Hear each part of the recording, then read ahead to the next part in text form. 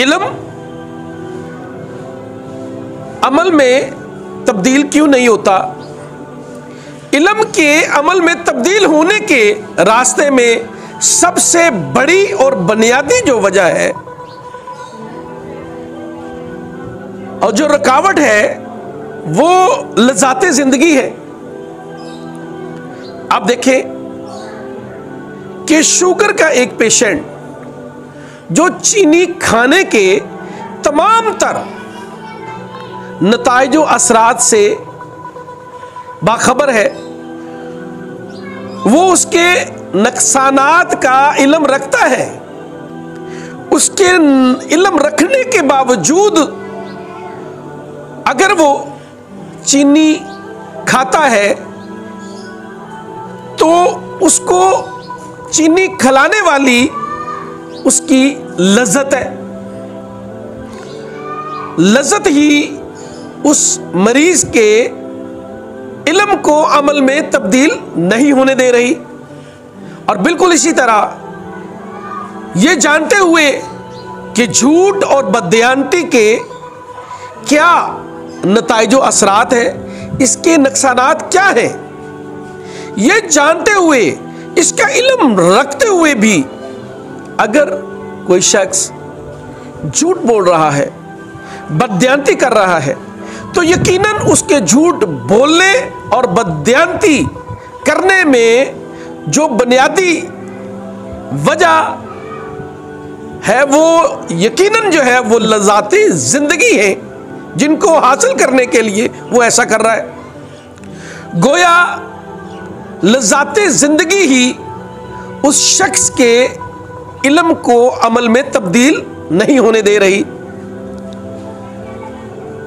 जब हम लज़्ज़ाते जिंदगी पर काबू पा लेते हैं या फिर हम लज़्ज़ाते जिंदगी से बेनियाज हो जाते हैं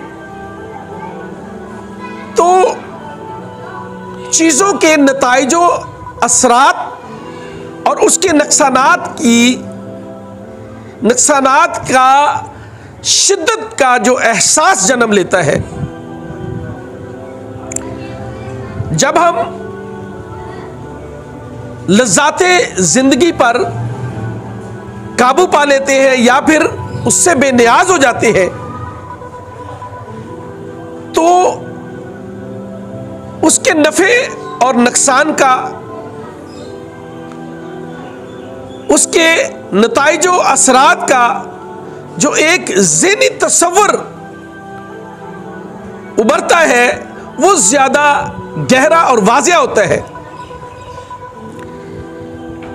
शिद्दत एहसास नताइजो असरात का और नुकसानात और फ़ायदे के तस्वुरात का वाज़िया होना हमें हमारे इल्म पर अमल करने पर मजबूर करता है।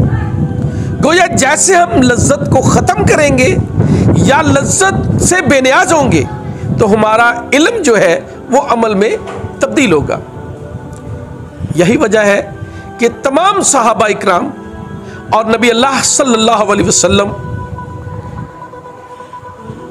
उनको लज़्ज़ाते ज़िंदगी पर काबू भी था और वो बावजूद इसके कि उन्हें तमाम तर लज़्ज़ाते ज़िंदगी मुयस्सर थी लेकिन वो इन लज़्ज़ाते ज़िंदगी से बेनियाज थे।